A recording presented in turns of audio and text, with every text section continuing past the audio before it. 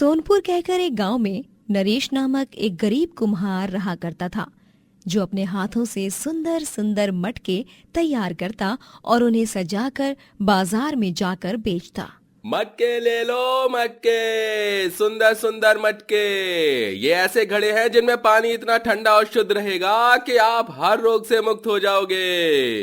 मटके ले लो मटके। वाह वाह, ये तो बहुत ही सुंदर सजावट वाले मटके हैं। हमका दो दे दो। हमरे घर में जौन मटका है वो टूट गया है। हाँ, अच्छा ये लीजिए आपका मटका। अरे नरेश, जरा दो छोटे छोटे मटके तो देना। वो कांच की छोटी छोटी बिंदियों से सजाए हुए एकदम बढ़िया मटके बनाते हो यार तुम।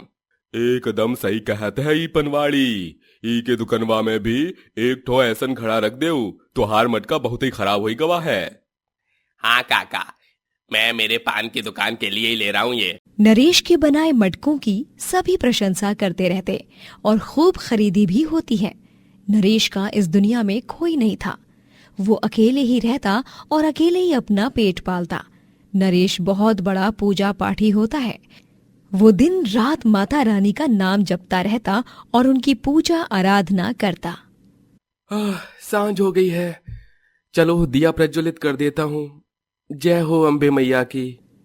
एक दिन नरेश जब अपनी रेहड़ी को चलाते हुए एक सड़क से गुजर रहा होता है, तब अचानक से एक बड़ी ट्रक सामने से आती है और वो उसकी रेहड़ी को ठोकते हुए जाती है, जिसके कारण उसके सारे मटके टूटकर बर्बाद हो जाते हैं और नरेश भी उस धक्के से नीचे गिरता है और उसके हाथ पर एक बड़ा सा विशाल पत्थर गिर जाता है। मेरा हाथ। नरेश जैसे तैसे साहस और हिम्मत जुटाकर उठता है और तुरंत डॉक्टर के पास जाता है। डॉक्टर उसके हाथ पर पट्टी बांधता है और कहता है, नरेश, तुम्हारे हाथ की हड्डियां तो टूट चुकी हैं, जिसकी वजह से तुम्हारा हाथ फ्रैक्चर हो गया है और अब तुम्हारा हाथ कभी काम नहीं कर पाएगा, क्योंकि उन हड्डियों को जोड़ना मुश्किल ही नहीं नामुमकिन है। क्या? ये आप क्या कह रहे हैं डॉक्टर साहब? मेरी रोजी रोटी मेरे हाथों के कारण ही चलती है।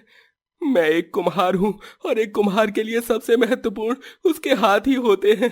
अगर वो ही नहीं रहे तो फिर मैं मटके कैसे बना पाऊंगा? वो तो अब मैं नहीं बता सकता नरेश। तुम कोई और नौकरी देख लो जिसमें हाथ से कोई काम ना हो। अब और कर ही क्या सकते हैं। बेचारा नरेश हताश होकर अपना फ्रैक्चर्ड हाथ लिए वहां से निकल जाता है।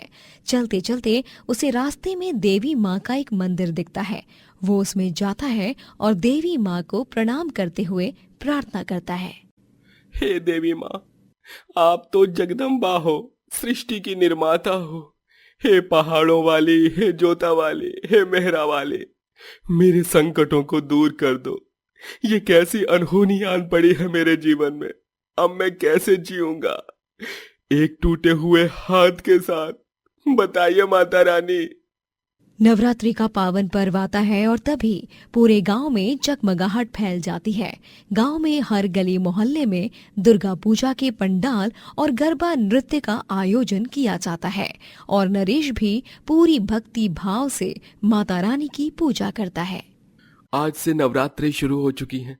मेरी माता रानी जरूर मेरी पीड़ा का मार्ग देंगी। मुझे उन पर पूरा भरोसा है। नरेश अपने एक हाथ से जैसे तैसे एक मटके को सजाता है और उससे घट स्थापना करता है और वो 9 दिन का व्रत भी रखता है, जिसमें वो सिर्फ लौंग के सहारे रहता है और ना तो जल धारण करता है ना ही भोजन।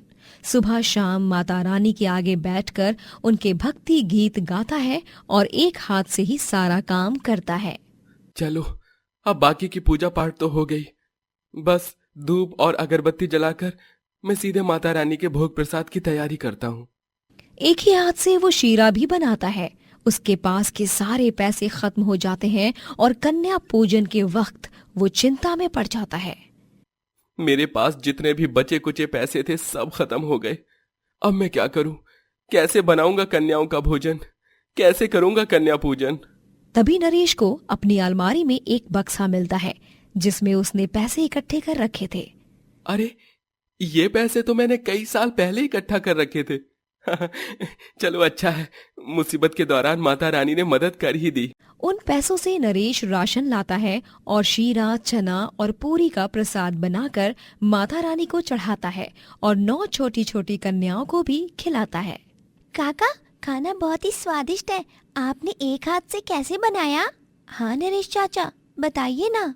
बच्चियों, जब मन में भरपूर श्रद्धा और विश्वास हो तो अपने आप सारे काम हो जाते हैं, फिर चाहे कितनी भी कठिनाइयां क्यों ना हो।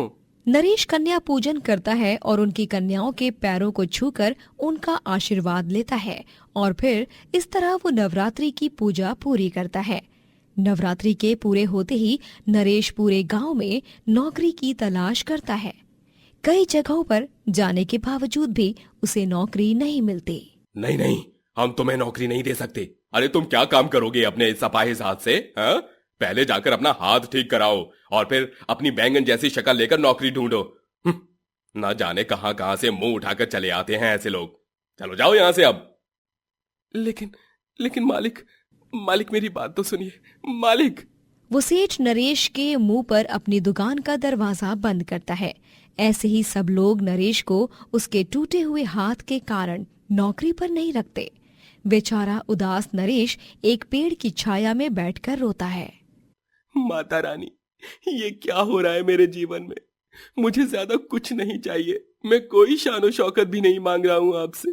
मुझे बस ऐसी नौकरी लगवा दो जिसमें मेरे टूटे हुए हाथ के बावजूद भी मैं सही से काम कर सकूं। कृपा कीजिए माता रानी, कृपा कीजिए, थोड़ी सी कृपा।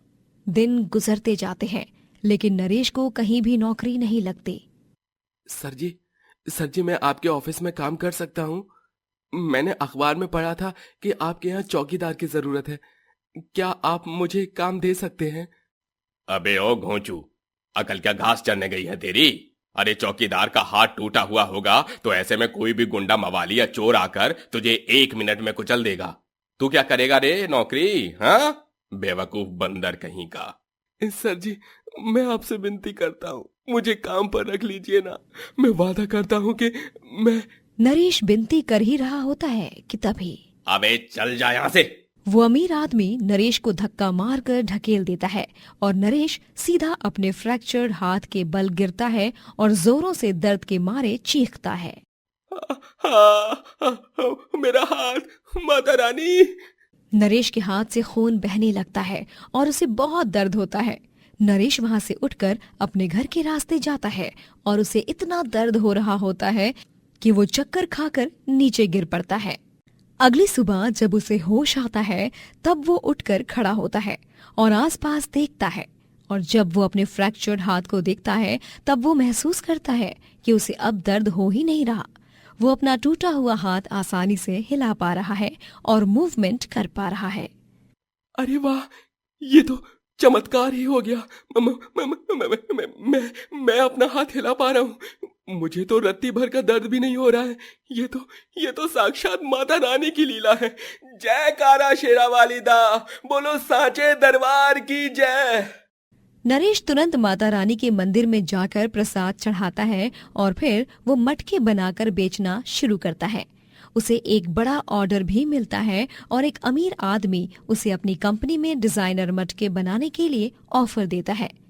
ऐसे ही कड़ी मेहनत और परिश्रम करके नरेश सफलता की इमारत की ऊंचाई छूता है और एक बड़ा आदमी बन जाता है। लेकिन वो तब भी माता रानी का परम भक्त रहता है और सदैव उन्हें पूछता रहता है। ब्रिजनगर कहकर एक गांव में मोहनलाल का एक छोटा सा ढाबा होता है। मोहनलाल ने पाई पाई जोड़कर उस ढाबे को बनाया था। उसके ढाबे पर रोजाना दिन के 8 पहर ग्राहकों का आना जाना लगा ही रहता था। एक रात उस ढाबे के पास से 3 शराबी गुंडे गुजर रहे थे। ये देखो रे, ये उस मोहनलाल का ढाबा है। जब देखो तब भरा हुआ रहता है, बहुत नोट छापता है लगता वो। तो बॉस चलो आज इसके ढाबे पर ही डाका डालते हैं, क्यों? हाँ, इसकी तिजोरी में ढेर सारा पैसा रखा होगा और साथ ही साथ इसके ढाबे को तहस नहस भी करेंगे ताकि ना रहेगा बांस ना बचेगी बांसुरी। तो चलो फिर, शुभ काम में देरी कैसी। तीनों गुंडे उस ढाबे के शटर को तोड़ते हैं और उसमें जाकर तिजोरी में से सारे पैसे चुरा लेते हैं और फिर लोखंड लकड़ियों से उस ढाबे को तोड़ते फोड़ते हैं और बर्बाद करके वहां से रफू चक्कर हो जाते हैं। अगली सुबह जब मोहनलाल अपने ढाबे की ये स्थिति देखता है तब उसका कलेजा चिर जाता है। अरे नहीं, ये क्या हो गया मेरे ढाबे को? नहीं, अब मैं क्या करूंगा? अपना परिवार कैसे चलाऊंगा? अरे सबकी देख रेख कैसे करूंगा? हे दुर्गा माँ, ये क्या अनर्थ हो गया मेरे साथ? मोहनलाल अब बहुत दुखी था। उसके सारे पैसे भी चोरी हो गए और साथ ही साथ ढाबा भी बर्बाद हो गया। जैसे तैसे वो कुछ हफ्ते गुजार लेता है, परंतु कुछ दिन बाद उसके पास 1 रुपया तक नहीं बचता और उसके परिवार के खाने के लाले पड़ जाते हैं। उसकी बीवी का नाम पूनम होता है, छोटा बेटा नकुल और बूढ़े पिताजी नरेंद्र नाथ। सुनिए जी, घर में खाने का एक निवाला तक नहीं बचा। पास के दुर्गा मंदिर में से ही प्रसाद ला दो और उसे ही खा लेते हैं। हाँ पूनम, तुम सही कह रही हो। हम भूखे रह लेंगे तो भी कोई मलाल नहीं, लेकिन हमारा नकुल भूखा प्यासा नहीं सोना चाहिए। अरे तू कौनो चिंता मत कर मुन्ना, सब वो समय की बहती धारा के साथ ठीक हो जाएगा। और तू तो इतना बड़ा पूजा पाठी है, तुहार ऊपर अगर कोनो मुसीबत के बादल मंडराए रही तो ऊ का हटाई के खातिर दुर्गा माँ जरूर आएगी। बस हिम्मत मत हार, तू तो हमारा शेर है मुन्ना। नरेंद्र नाथ तिवारी का बेटा है और का। मोहनलाल दुर्गा मंदिर से बचा हुआ प्रसाद लाता है और उसे नकुल को देता है और नकुल खाकर सो जाता है। मोहनलाल एक बहुत ही बड़ा दुर्गा भक्त होता है। वो हर सुबह 7 बजते ही दुर्गा मंदिर में जाकर पंडित जी से पहले मंदिर के पट खोलता है और पूजा करता है। उसका दुर्गा माँ पर अटूट भरोसा होता है। नवरात्र का पावन त्योहार आता है। बापू, इस साल भी हम हमारे घर में दुर्गा माँ की स्थापना करेंगे ना? हाँ बेटा, हम जरूर करेंगे दुर्गा मैया की स्थापना। तभी पूनम मोहनलाल से कहती है, लेकिन यहाँ तो गरीबी में आटा गीला है और आप ऐसे में कैसे करेंगे दुर्गा माँ की स्थापना? हाँ बताइए। हमका पता है, ये जो त्योहार पति परमेश्वर है ना, ये बचपन माँ गणेश जी और दुर्गा माँ की मूर्ति बनाने वाले के पास जाके घंटों तक ऊ का निहारत रही और ऊ निहार निहार कर इन्हें भी मूर्ति बनाना सीख लिया। हाँ पूनम, बाबूजी एकदम सही कह रहे हैं। तो क्या हुआ अगर हम गरीब हो गए हैं? इस साल भी हर साल की तरह हम धूमधाम और भक्ति भाव से दुर्गा पूजा करेंगे। मैंने 2-3 दोस्तों से नौकरी की बात की है। बस दुर्गा माँ की कृपा रही तो मुझे कहीं पर नौकरी मिल जाए अच्छी सी। अब मैं फिर से तो अपना ढाबा खड़ा नहीं कर पाऊंगा, मुझे अब फिर से शून्य से शुरू करना होगा। मोहनलाल मिट्टी लाता है और अपने हाथों से दुर्गा माँ की छोटी सी प्रतिमा बनाता है और फिर नवरात्रि के दिन वो अपने घर पर उनकी स्थापना करता है और पूरी श्रद्धा के साथ वो दुर्गा माँ की आरती करता है। पूरे गांव का परिसर भक्ति से खिल उठता है। बोलो दुर्गा अम्बे भवानी की जय। अगले दिन मोहनलाल को सड़क से गुजरते हुए उसका बचपन का दोस्त पिंटू दिखता है। अरे मोहन वाह, तू यहाँ? अरे कैसन बा? क्या बताऊं यार पिंटू, मुझ पर तो मुसीबतों की बाढ़ आ गई है सच में। का रे, ऐसन काहे बोलत बानी? का हुआ है? विस्तार में तो बताई दे भाई। तभी मोहनलाल पिंटू को सब कुछ बताता है और वो सब सुनकर पिंटू बोलता है, अच्छा तो ये बात है। ठीक बा, सुन, हमरे पास भी ज्यादा पैसा नहीं है, पर फिर भी तोहार के घर खर्च हो उतना पैसा हम तोहका दे सकत हैं। अरे वाह, धन्यवाद पिंटू, तेरा बहुत बहुत धन्यवाद। जैसे ही मेरे पास पैसे आ जाएं, मैं तुरंत तुझे तेरे पैसे वापस लौटा दूंगा। अरे यार, का तू भी ई रख। बस ई ही उम्मीद और प्रार्थना करत हैं कि दुर्गा मैया तोहार पीड़ा दूर कर देई। मोहनलाल उन पैसे से बनिए की दुकान पर जाकर कुछ सामान लेता है और दुर्गा माँ के लिए मिठाई और फूल फल खरीदता है। वो नवमी के दिन कन्या पूजन भी करता है।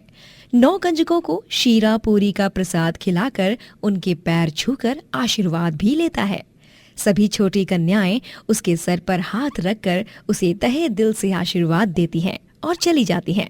फिर दोपहर में मोहनलाल के घर के द्वार पर एक गरीब भिखारी आता है जिसका हुलिया काफी खराब होता है और कपड़े भी फटे पुराने होते हैं। वो उन सबसे कहता है, मालिक, हमका तुहार रसोई की खिड़की से हलवा पूरी की खुशबू आई रही। अगर कुछ बचा हो तो ई भिखारी का पेट भी भर देऊ न मालिक। बहुत ही कृपा हुई रही। आज तो रामनवमी भी है। अरे जा पूनम बहुरिया, ये गरीब के लाने भी खाना ला। आज के दिन गरीब का पेट भरना बहुत ही पुण्य वाली बात हुई रही। हाँ बाबूजी। पूनम उस भिखारी को खाना देती है और वो उनके घर के अंदर आकर पटल पर बैठकर खाना खाता है। और जब उसका ध्यान कहीं और होता है तभी वो देखते हैं कि भिखारी तो गायब हो चुका है और फर्श पर एक संदूक पड़ा होता है। ये क्या? वो भिखारी कब गया कुछ पता ही नहीं चला। और ये संदूक, इसमें क्या है? मोहनलाल उस संदूक को खोलता है और वो देखता है कि उस संदूक में ढेर सारे पैसे और सोने के सिक्के हैं। सभी घर वाले ये देखकर भौचक्का रह जाते हैं। ई माँ तो इतना सारा धन है। लेकिन ये यहाँ हमारे घर की चौखट को पार करके कैसे आया? वही तो। तभी अचानक से उन सबको दरवाजे से शेर की दहाड़ सुनाई देती है और द्वार पर एक दिव्य रोशनी उजागर होती है और स्वयं दुर्गा माँ अवतरित होती हैं। दुर्गा माँ अपने शुभ चरणों को आगे बढ़ाते हुए पैरों के लाल छापों से मोहनलाल के घर में आती हैं और दुर्गा माँ को देख सभी घर वाले आश्चर्यचकित हो जाते हैं और हाथ जोड़कर प्रणाम करते हैं। दुर्गा माँ, आप, वो भी एक गरीब के घर। व्यक्ति चाहे अमीर हो या गरीब, मैं किसी में भेदभाव नहीं करती। मैं तो बस उनकी भाव भक्ति देखती हूँ और तुम्हारी श्रद्धा एवं निरंतर आस्था और आराधना को देख मुझे यहाँ प्रकट होना ही पड़ा। तो इसका मतलब वो भिखारी और ये संदूक, ये सब आपकी ही लीला है दुर्गा मैया? हाँ पूनम, उस भिखारी को मैंने ही तुम्हारे घर भेजा था तुम्हारे मन को परखने की खातिर, और तुमने बिना अकड़ और घमंड जताए एक गरीब होकर एक गरीब का पेट भरा, और तुम्हारे इसी व्यवहार से प्रसन्न होकर मैंने तुम्हें ये धन से भरा संदूक दिया है। इसे तुम खुशी खुशी मेरा आशीर्वाद समझकर रख सकते हो मोहनलाल। धन्यवाद दुर्गा माँ, आप हमेशा से मेरी माँ की तरह मेरी देखभाल करती आई हो। मुझ पर चाहे 1000 कठिनाइयां क्यों ना आए, मैं उन सब का डट के सामना करूंगा, क्योंकि मैं जानता हूँ कि मेरी दुर्गा माँ सदैव मेरे साथ है। अवश्य। जय माँ दुर्गा। दुर्गा माँ वहां से गायब हो जाती हैं और फिर मोहनलाल दुर्गा माँ की प्रतिमा का ढोल नगाड़ों के साथ विसर्जन करता है और दुर्गा माँ के दिए हुए धन से अपना बड़ा सा रेस्टोरेंट खोलता है और दिन रात एक करके मेहनत करता है और अपने जीवन में खूब तरक्की प्राप्त करता है। विक्रम बेटा, ये रस्म तो तुझे ही जीतनी है, वो भी हर हाल में। हाँ देवर जी, अगर आप हार गए ना तो हम लड़के वालों की तो नाक ही कट जानी है, बाय गॉड। अंजलि और विक्रम की शादी हुई होती है। ससुराल में आने के बाद वो दोनों दूध के पतीले में अंगूठी ढूंढने की रस्म कर रहे होते हैं। खुशियों से भरा माहौल होता है। ये देखो, अंगूठी मुझे मिल गई। ओहो, अरे यार! ससुराल में सभी अंजलि से बहुत प्यार करते थे। अंजलि ने उसकी सास चंद्रिका, ससुर इंद्रनील, जेठ निर्मित और जेठानी लवलीन के दिलों में चंद दिनों में ही अपनी जगह बना ली थी। ये देख अंजलि बहू, ये मैंने तेरे लिए लौकी का हलवा बनाया है। समदन जी बता रही थी कि तुझे लौकी का हलवा बहुत पसंद है। और ये लो अंजलि, मैं शॉपिंग करने बाजार गई थी तो तुम्हारे लिए भी ये रंग बिरंगी चूड़ियां लाई हूँ। बाय गॉड, सुंदर है ना? अरे वाह, ये चूड़ियाँ, ये तो बहुत ही सुंदर है। और ये हलवा, ये तो बिल्कुल मेरी माँ जैसा बनाती है, उसकी कार्बन कॉपी है आप। खुशबू भी वैसी है। धन्यवाद माँ जी, धन्यवाद लवलीन दीदी। सब कुछ कुशल मंगल चल रहा होता है, लेकिन एक दिन अंजलि का एक्सीडेंट हो जाता है जिस कारण वो बांझ हो जाती है। क्या? ये आप क्या बकवास कर रहे हैं डॉक्टर साहब? बकवास नहीं इंद्रनील जी, यही हकीकत है। अंजलि अब कभी मां नहीं बन सकती क्योंकि वो बांझ हो चुकी है। अरे नहीं, ये दिन देखने से पहले मैं मर क्यों नहीं गई। मेरा बेटा, मेरा विक्रम, उसे अब पापा कहकर कौन पुकारेगा। अंजलि के बाज होने के कारण अब ससुराल में चंद्रिका और इंद्रनील उससे नफरत करने लगते हैं। माँ जी, मैं आज के भोग प्रसाद में मावे की मिठाई और हलवा पूड़ी बना देती हूँ। कोई जरूरत नहीं है। अरे तुझ जैसी बाज के हाथ के बना भोग प्रसाद भगवान जी को चढ़ाऊंगी तो मुझे पाप नहीं लगेगा क्या? मैं ये घोर पाप नहीं होने दूंगी। एक तो इस घर की खुशियां छीन ली और ऊपर से अब सबसे बात कर रही हो। तुम्हें कोई गम पछतावा नहीं है, लेकिन हमें बहुत है। हमसे तुमने दादा दादी बनने का हक छीन लिया। अब तुम सिर्फ पनौती की निशानी हो और कुछ नहीं। तभी विक्रम इंद्रनील से कहता है, पापा, माँ, आप ये सब क्या बोल रहे हो? अंजलि कभी माँ नहीं बन सकती तो उसमें इसकी क्या गलती? वो एक हादसा था जो किसी के साथ भी हो सकता था। ओ दुनिया के नंबर 1 जेठ जी, ज्यादा तरफदारी करने की जरूरत नहीं है इस अंजलि की। ये तो है ही अपशगुनी। जब से आई है अपने साथ साथ मनहूसियत को भी ले आई है। Bye God. अंजलि अकेले में बहुत रोती है। चंद्रिका, इंद्रनील और लवलीन उसके साथ सही ढंग से पेश नहीं आते और कटे कटे से रहने लगते हैं। अंजलि माता रानी की परम भक्त थी। वो माता रानी की प्रतिमा के चरणों में सर झुकाकर खूब रोती है। मैं ही क्यों माता रानी, मैं ही क्यों? मेरी कोख हमेशा हमेशा के लिए सूनी हो गई है। अब मैं कभी माँ नहीं बन पाऊंगी। क्या क्यों हुआ मेरे साथ ऐसा माता रानी, क्यों? वहीं चंद्रिका विक्रम की दूसरी शादी कराने के बारे में सोचती है। माँ जी, सुनीता जी से मेरी बात हो गई है। वो आती ही होंगी अपनी बेटी पायल के साथ। By God. चलो अच्छा है विक्रम बेटा, जा तू भी तैयार हो जा। आज तुझे देखने लड़की वाले आ रहे हैं। लड़की वाले? अब तुम्हारी बीवी तो हमें पोता या पोती नहीं दे सकते, इसलिए तुम्हारी दूसरी शादी करवाना बहुत जरूरी है, वरना वंश आगे कैसे बढ़ेगा। अंजलि और विक्रम ये सुनकर एकदम से चौंक जाते हैं। बस पापा, आप लोगों की मनमानी नहीं चलेगी। ये मेरी जिंदगी है। मैं अंजलि से ही प्यार करता हूं। और बच्चा तो हम अडॉप्ट भी कर सकते हैं ना। मैं कोई शादी वादी नहीं करने वाला। लेकिन विक्रम बेटा तू।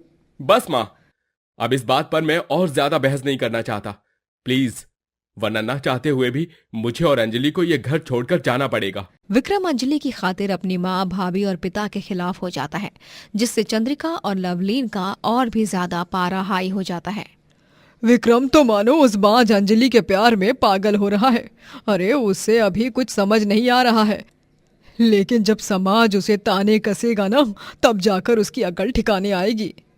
माँ जी, ये दोनों लैला मजनू तो कभी अलग नहीं हो पाएंगे, लेकिन हमें इस पनौती को तो अपने घर और जिंदगी से निकाल कर ही रहना है। मेरे पास एक गर्मा गर्म आइडिया है। खाना चाहोगे? मेरा मतलब है सुनना चाहोगे? By God. नहीं, मुहूर्त निकलवाती हूँ पंडित जी से पूछकर। अरे बोलना मेरी अम्मा। लवलीन और चंद्रिका दोनों ही मिलकर एक साजिश रचते हैं। वो दोनों अंजलि को अगवा करवाने के लिए गुंडों को पैसे देते हैं और दिन में जब भारी दोपहर में अंजलि कुछ देर के लिए सो रही होती है, तभी वो गुंडे उसे अगवा करके ले जाते हैं। अंजलि जब अपनी आंखें खोलती है तभी अपने आप को एक बंद स्टोर रूम में देखती है। उसके हाथ पांव बंधे होते हैं। हे माता रानी, मैं यहाँ कैसे आ गई? अरे तेरी सास और जेठानी ने भेजा है तुझे यहाँ। और अब कुछ दिनों बाद तुझे हम बेच देंगे और खूब नोट कमाएंगे। नहीं, ऐसा नहीं हो सकता। वो लोग मुझसे नफरत करते हैं, लेकिन वो नफरत इस तरह, ये आप दोनों ने अच्छा नहीं किया माँ जी और लवलीन दीदी। गुंडे अंजलि को स्टोर रूम में कैद रखते हैं और तो और उसे सिर्फ दिन में एक बार ही खाना मिलता। वहीं चंद्रिका और लवलीन दोनों ही विक्रम को अंजलि के खिलाफ भड़काने लगते हैं। विक्रम बेटा, तू कब तक उस बेवफा औरत के सदमे में देवदास बना रहेगा? वो तुझे छोड़कर जा चुकी है, भाग गई होगी किसी और मर्द के हाथ पकड़कर, बेशर्म कहीं की। देवर जी, आपको मैं कह रही हूँ, आपके लिए लड़कियों की लाइन लगी है। आप दूसरी शादी कर लो और छोड़ दो उस अंजलि के बारे में सोचना। By God. लेकिन अंजलि। बस विक्रम बेटा, अगर तुमने दूसरी शादी नहीं की तो तुम हमारा मरा हुआ मुंह देखोगे। घर वालों की इन बातों में आकर दुखी विक्रम को ना चाहते हुए भी पायल संग शादी के लिए हाँ बोलना पड़ता है। चैत्र नवरात्रि का पावन पर्व आ जाता है। ये थाली वापस ले जाओ। आज से चैत्र नवरात्रि शुरू हो रही है और मैं 9 दिन तक निर्जला व्रत रखूंगी।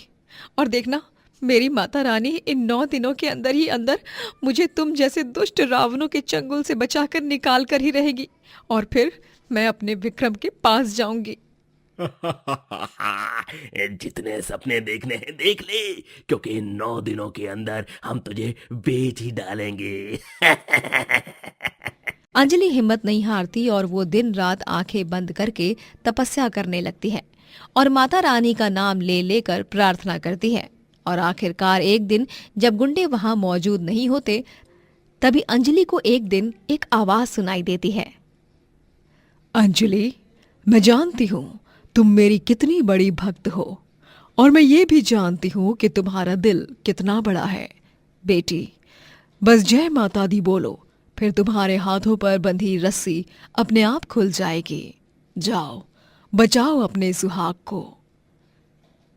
माता रानी, माता रानी, ये तो आपकी आवाज है। जय माता दी। अंजलि के इतना कहते ही उसके हाथ पांव से बंधी हुई रस्सी अपने आप टूट जाती है और वो भाग भाग कर वहां से निकल जाती है। वहीं घर को सजाया जाता है और विक्रम शादी के मंडप में पायल की मांग में सिंदूर भरने ही जा रहा होता है कि तभी वहां पर अंजलि आ जाती है। रुको, ये शादी नहीं हो सकती। अंजलि, तुम? विक्रम मंडप से उठकर अंजलि की तरफ भागता है और उसके गले लगता है। अंजलि चंद्रिका और लवलीन का सच सबको बताती है और तभी विक्रम चंद्रिका को कसम देकर पूछता है कि आखिर सच क्या है, और चंद्रिका चुप रह जाती है। दोनों ही माफी मांगने लगते हैं। माफ कर दो बेटा। हाँ अंजलि, अपनी बड़ी बहन समझकर माफ कर दो। नहीं, आप दोनों ने जो किया है उसकी सजा आपको और उन दोनों गुंडों को भी जरूर मिलेगी। मैं अभी पुलिस को कॉल करता हूँ।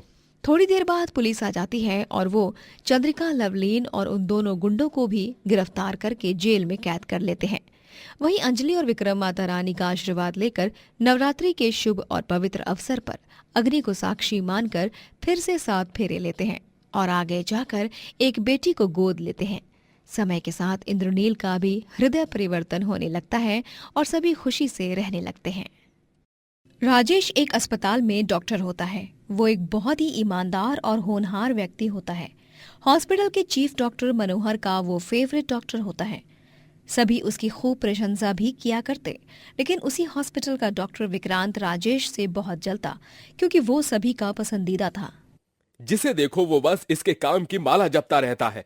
अगर ऐसा ही चलता रहा तो एक दिन ये राजेश इस हॉस्पिटल का मालिक बन जाएगा और फिर मेरी इस हॉस्पिटल से छुट्टी तो तय है। नहीं नहीं, मैं ऐसा नहीं होने दूंगा। मुझे कुछ ना कुछ तो करना ही होगा जिससे इस राजेश की ही इस हॉस्पिटल से छुट्टी हो जाए। राजेश अपनी मां सुमित्रा के साथ रहता है। हॉस्पिटल में best doctor of the year का अवार्ड भी राजेश को ही मिलता है। You deserve it Rajesh. तुम वाकई में बेस्ट डॉक्टर हो क्योंकि तुम दिल से काम करते हो, दिमाग से नहीं। आई विश आजकल के जनरेशन के सभी डॉक्टर्स तुम्हारे जैसे बन जाएं। कितना अच्छा होगा फिर तो। Thank you so much doctor Manohar. मैं जो कुछ भी हूं और मुझे जितना कुछ भी आता है वो सब आपकी वजह से है। आप मेरी प्रेरणा हो, मेरा मोटिवेशन हो doctor Manohar. God bless you, God bless you my son. जीवन में खूब तरक्की करो और अपनी माँ का नाम और भी ज्यादा रोशन करो। राजेश को इतना खुश देखकर विक्रांत को बहुत गुस्सा आता है। राजेश अपनी मां सुमित्रा के साथ बहुत खुशी से रहता है। वो उसे किसी भी चीज की कमी नहीं खलने देता। माँ ये देखो, मैंने आपके लिए नई बनारसी साड़ी ली है, आप पर बहुत जचेगी। और ये मूंगफलियां, आपको ये बहुत पसंद है ना? मैं जानता हूँ। अरे वाह राजेश, लल्ला तो इस दुनिया का सबसे अच्छा बेटा है। माता रानी करे कि तुझ जैसा बेटा हर माँ को मिले। सुमित्रा माता रानी की बहुत बड़ी भक्त होती है। वो दिन रात उनकी ही पूजा आराधना में लगी रहती है। सुमित्रा का भी इस दुनिया में उसके इकलौते बेटे राजेश के अलावा कोई भी नहीं था। उसे अपने बेटे राजेश के डॉक्टर होने पर बहुत गर्व होता है। हे माता रानी, मेरे बेटे और मुझ पर अपनी कृपा दृष्टि बनाए रखना। जय माता दी। राजेश सुमित्रा के पैर छूकर आशीर्वाद लिए बिना कभी भी हॉस्पिटल में नहीं जाता था। वहीं विक्रांत की जलन कुछ कम नहीं हो रही थी। दिन प्रतिदिन राजेश की तरक्की देखकर विक्रांत को बहुत ईर्ष्या हो रही थी। एक दिन वो राजेश के एक पेशेंट की दवाई किसी और गलत दवाई से बदल देता है, जिस कारण उस पेशेंट को कोई और बीमारी हो जाती है और सारा इल्जाम राजेश पर आ जाता है। आई एम सॉरी राजेश, लेकिन तुम्हारा मेडिकल लाइसेंस 5 साल के लिए कैंसिल किया जाता है। क्या? ये आप क्या कह रहे हैं डॉक्टर मनोहर? लेकिन मैंने तो आज तक अपने हर एक पेशेंट को सही दवाई ही दी है। नहीं नहीं, ऐसा नहीं हो सकता, जरूर कोई गलतफहमी हुई है। नहीं राजेश, यही सच है। अब तुम्हारे कैबिन में सीसीटीवी कैमरा नहीं है, वरना सच उसके द्वारा ही सबके सामने आ जाता। मुझे तुमसे ये उम्मीद नहीं थी राजेश। तुम तो इस हॉस्पिटल की शान थे, इतने होनहार और ईमानदार थे। तुमसे इतनी बड़ी भूल कैसे हो सकती है? अनबिलीवेबल। राजेश को जेल में कैद किया जाता है और इसी बात से विक्रांत को बहुत ज्यादा खुशी महसूस होती है। विक्रांत तो मजे से जाकर क्लब में पार्टी करता है। फाइनली मेरी वजह से उस राजेश की बर्बादी शुरू। बहुत उड़ रहा था ना, पूरे हॉस्पिटल को अपने कब्जे में करने की कोशिश की थी ना उसने। अब जाए और जेल में बैठकर चक्की पीसे। राजेश को यूं इस हालत में देख उसकी बूढ़ी माँ सुमित्रा का दिल टूट जाता है। लल्ला लल्ला। माँ देखो ना, मैं बेकसूर हूँ। उसके बावजूद भी मुझे इन लोगों ने जेल में कैदियों की तरह बंद कर रखा है। आपको तो मुझ पर भरोसा है ना माँ? हाँ लल्ला, मुझे तुझ पर पूरा भरोसा है, क्योंकि मैं जानती हूँ कि मेरा बेटा ऐसी घिनौनी हरकत हरगिज नहीं कर सकता। तू चिंता मत कर, माता रानी है ना, वो सब कुछ ठीक कर देगी। मैं जल्द से जल्द तेरे लिए कोई लॉयर ढूंढती हूँ बेटा। लेकिन माँ पैसे, मुझे तो सैलरी भी नहीं दी। तू उस सब की फिक्र मत कर बेटा। चैत्र नवरात्रि आ रही है, तू बस माता रानी को याद कर, दिन रात उसकी तपस्या कर, उनकी प्रार्थना कर। वो जरूर तुझसे प्रसन्न होंगी और तुझे न्याय दिलाएंगी। सुमित्रा अब हाथ गाड़ी चलाने लगती है। अपने बूढ़े थके हुए हाथों और पैरों के बावजूद भी वो हिम्मत नहीं हारती और अपने बेटे के लिए लॉयर हायर करने के पैसे जुटाने लगती है। अम्मा, झिलमिल चौक जाना है। हाँ बेटा, बैठ जाओ। लेकिन अम्मा, आप तो बहुत बीमार नजर आ रही हो। आपने खाना खाया है या नहीं? हाँ, वो थोड़ा सा प्रसाद खाया था जो मुझे माता रानी के मंदिर से मिला था। मेरे लिए क्या खाना क्या पानी, मुझ जैसी भक्त के लिए तो अपनी माता रानी का प्रसाद ही किसी दवा से कम नहीं। बोलो जय माता दी। सुमित्रा अपनी हर सवारी को जय माता दी बोलकर शुरू करती। वो कुछ दिन तो बिना खाए पिए ही सो जाती। किसी तरह पैसे जुटाकर उसे शास्त्री नामक एक लॉयर मिल जाता है। सुमित्रा जी, देखिए, इस केस में लड़ने जैसा तो कुछ है नहीं। इसमें साफ साफ तुम्हारे सपूत की ही गलती है, ये झलक रहा है। फिर भी मैं अपनी ओर से पूरी कोशिश करूंगा राजेश को निर्दोष साबित करने की। शास्त्री जी, ऐसा मत कहिए, मेरा लल्ला ऐसा नहीं है। वो ऐसा भूल कर कभी गलती नहीं कर सकता। आप ठीक से जांच पड़ताल करेंगे तो आपको कोई न कोई ठोस सबूत जरूर मिलेगा, यकीन मानिए मेरा। जी जी, देखता हूँ। वैसे भी जितने पैसे आप दे रही हो एक केस लड़ने के लिए, उतने में किसी से भी नहीं लेता। लेकिन आपके लिए मैं इतना कम पैसे ले रहा हूँ क्योंकि आप एक बूढ़ी अकेली गरीब महिला हो। धन्यवाद शास्त्री जी, आपका सच में बहुत बहुत धन्यवाद। केस का दिन आ जाता है। सुमित्रा सुबह सवेरे मंदिर जाती है।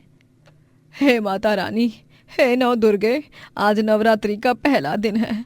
और आज कोर्ट में मेरे बेटे के भविष्य का भी फैसला हो जाएगा। आज सब कुछ आपके हाथ में है माता रानी, संभाल लीजिए सब कुछ। ये चना, पूरी और शीरे का भोग प्रसाद स्वीकार कीजिए माता रानी। कोर्ट रूम में सभी इकट्ठा हो जाते हैं। जज साहब भी आ जाते हैं, लेकिन अभी तक शास्त्री लॉयर का कुछ पता नहीं होता। सुमित्रा का जी बहुत घबराने लगता है। वो अपने बेटे की तरफ भीगी आंखों से देखती है। माता रानी, ये शास्त्री जी कहाँ रह गए? कहीं आज कुछ गलत ना हो जाए। आज सच्चाई की ही जीत होनी चाहिए। मुझ गरीब की नवरात्रि को भी खुशियों से भर दो। मैं 9 दिनों तक आपकी पूजा अर्चना में कोई कमी नहीं आने दूंगी। माँ, माँ कुछ तो करो माँ। क्या बात है, अब तक राजेश की तरफ से कोई लॉयर क्यों नहीं आए? वो तभी अचानक से वहां पर एक महिला लॉयर आती है और वो राजेश का केस लड़ने लगती है। योर ऑनर, मैं हूं राजेश की लॉयर। इस केस की पूरी कार्रवाई की जाए तो इससे साफ साफ पता चलता है कि शक की सुई सीधे सीधे मेरे क्लाइंट राजेश की ओर ही जाती है, लेकिन सच कुछ और है। क्या मतलब? मेरे क्लाइंट को आपके इस झूठे फरेबी डॉक्टर ने गलत दवा दी है, जिसके कारण उनकी तबीयत खराब हुई है, उन्हें इतनी गंभीर बीमारी हुई है। योर ऑनर, ये कोर्ट है और कोर्ट के माहौल में शांति बनाए रखना ये एक लॉयर को अच्छे से पता होना चाहिए। शेखावत जी, मैं जानती हूँ कि आप अपने क्लाइंट को लेकर कितने कंसर्न हैं। उनके साथ जो कुछ भी हुआ बहुत गलत हुआ, लेकिन एक्चुअल में इस खेल में किसी तीसरे ने भी बाजी मार ली है। ये देखिए ये वीडियो। वो महिला लॉयर सभी को एक वीडियो दिखाती है जिसमें विक्रांत राजेश के केबिन में आकर फटाफट चुपके से दवाइयों की अदला बदली करता है। ये वीडियो एक खुफिया सीसीटीवी कैमरे से रिकॉर्ड किया गया है जो सबकी नजरों में तो बंद था, मगर असल में तो ये काम कर रहा था। इस तरह विक्रांत को सजा दी जाती है और राजेश का लाइसेंस फिर से उसे मिल जाता है। सुमित्रा उस महिला लॉयर का पीछा करते करते उसके पास जाती है। तभी तुम कौन हो बेटी? यूं आन वक्त पर तुम मेरे बेटे की गवाही देने कैसे पहुंची? और वो सबूत वो कैसे लाई तुम? ये सारा जादू कैसे किया तुमने? क्योंकि मैं ही तो हूं तुम्हारी माता रानी। तभी वो महिला माता रानी का रूप ले लेती है और सुमित्रा को आशीर्वाद देती है। इस तरह निर्दोष राजेश को भी उसकी नौकरी फिर से मिल जाती है और सुमित्रा पूरी निष्ठा और लगन से नवरात्रि की पूजा करती है।